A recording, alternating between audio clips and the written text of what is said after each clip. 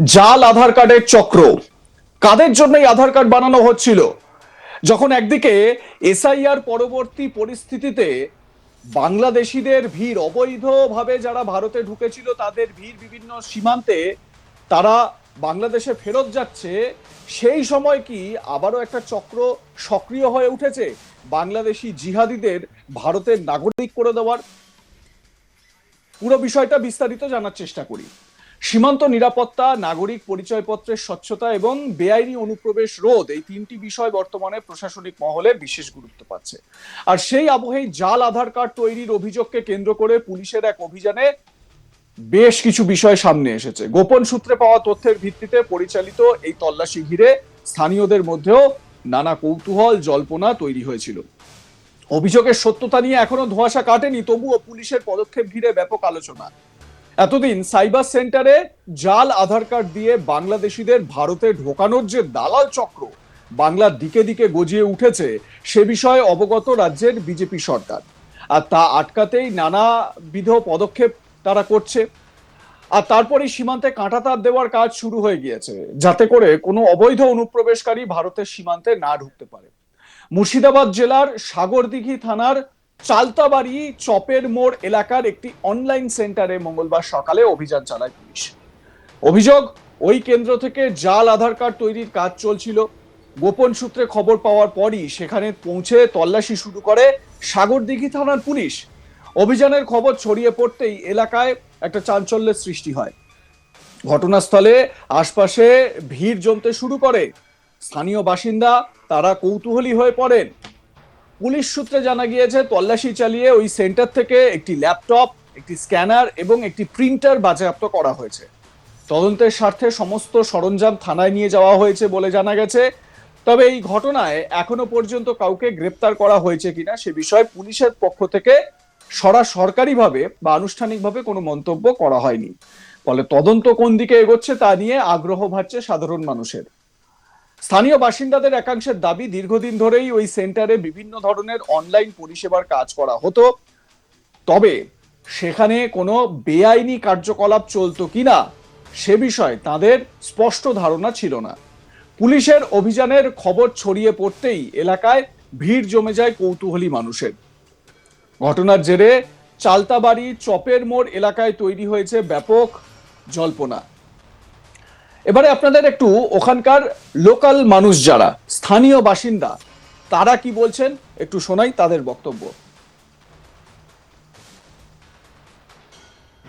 আপনাদের এলাকায় এই যে অবৈধ ব্যবসা করতেন, আপনারা জানতেন? আমরা তো সেভাবে লক্ষ্য করি না, খেয়াল করি না, সেটা প্রশাসন আছে। প্রশাসন আজকে এগুলো দেখলাম, অনেকেও আগে কাস্টমার হয়তো আসতো, দেখতাম, কিন্তু এভাবে না শুনছি প্রশাসনের মুখ থেকে তৈরি করতো না। আর কিসের কাজ করতো?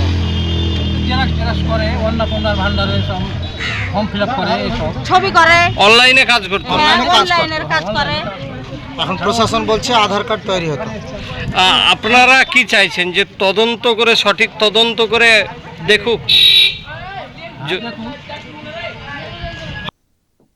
কাজ করতে আপনার ছেলে করে এমনি ফর্ম ফিল আপ করে, এমনি কাজ করে, আধার কার্ড করে না। লিঙ্ক করতে পারবে। হ্যাঁ, তাহলে পুলিশ কেন নিয়ে গেল আপনার ছেলে? কেন দুশ্মনী আছে, কেউ জানাইছে, অভিযোগ দিয়েছে। কত বললো যে 5টার সময় আমাকে ফোন করেছে, 5টার কাল সন্ধ্যা থেকে টার্গেটে আছে। আমরা বুঝতে পারিনি, আমরা তো রাস্তার দিকে থাকি না, ওই দিকে থাকি। টার্গেট করেছে কাল সন্ধ্যা থেকে, কে বলেছে খুলেছে, একটা লোক নাই, কিচ্ছু নাই, এমনি খানা খাই, কাজ চপ্পি করে, শয়তানি করে ধরিয়েছে। কি কি কাজ করতো মাসি ছেলে? কি করে অবৈধ কোনো কাজ করে না। ও, এমনি আমার বেটা যা করে তা ভালো কাজ করে। অনলাইনের কাজ হ্যাঁ, অবৈধ কোনো কাজ করে না। জেরক্সের কাজ করে, করে। ছবি করে। আধার কার্ড তৈরি করতো না, আধার কার্ড তৈরি করে না। তো মেশিনই নাই আমার, তো মেশিন মেশিন লাগবে। তো পাইতো, আধার কার্ড করলে মেশিনটা তো মেশিনের দাম তো থাকতো। মেলায়, 1 লাখ টাকা 2 লাখ টাকা। হ্যাঁ, কিছুই করে না। কিন্তু ওখানে তো লেখা, এটা যে অবৈধভাবে চালাতো জানা ছিল? না না। কতদিন যে চলতো দোকানটা দাদা? চলতো সময় তো ভালো। আধার কার্ড হতো এখানে। আধার কার্ড কে করে, তো সাক্ষী আছে, জানে? অন্যদিকে অভিযুক্তদের অভিযুক্তের পরিবারের দাবি, তিনি দীর্ঘদিন ধরে বৈধ অনলাইন পরিষেবা সংক্রান্ত কাজের সঙ্গেই যুক্ত ছিলেন। তাদের বক্তব্য, আধার সংশ্লিষ্ট কোনো বেআইনি কাজ বা জাল আধার কার্ড তৈরির সঙ্গে তার কোনো সম্পর্ক নেই। আমার সহকর্মী এ বিষয়ে তার প্রতিবেদনে কি বলছেন, আসুন শুনে নেওয়া যাক। আবারও সাগরদিঘি থানার পুলিশের বড় সাফল্য। সাগরদিঘি থানার পুলিশের নজরেই আসে একটি সাগরদিঘি থানার অন্তর্গত চালতাবাড়ি চপের মোড় এলাকারই একটি দোকান। দীর্ঘদিন থেকেই সেই দোকানটার উপরে নজর রেখেছিল সাগরদিঘি থানার পুলিশ, আর সেখান থেকেই হঠাৎই এক যুবককেই গ্রেপ্তার করলো পুলিশ। যেটা জানা যাচ্ছে, ধৃত যুবকের নাম আয়াতুল্লাহ খামেনি। কি করেছিল এই যুবক? যখন পুলিশের কাছে খবর আসে, এই যুবক একটি কম্পিউটার সেন্টার চালাতো, অনলাইনের কাজ কারবার করতো তার দোকান থেকেই, একদম সাগরদিঘি থানার চালতাবাড়ি মোড়ে। আর সেই দোকানেই যখন পুলিশ গিয়ে তল্লাশি চালায়, হঠাৎই অভিযান চালায় পুলিশ, এবং তল্লাশি চালাতেই পুলিশের চোখ চড়ক গাছ হয়ে যায়। পুলিশের কাছে খবর আসে, এই দোকান থেকেই, এই কম্পিউটারের সেন্টার থেকেই ভুয়ো আধার কার্ড তৈরি হচ্ছিল।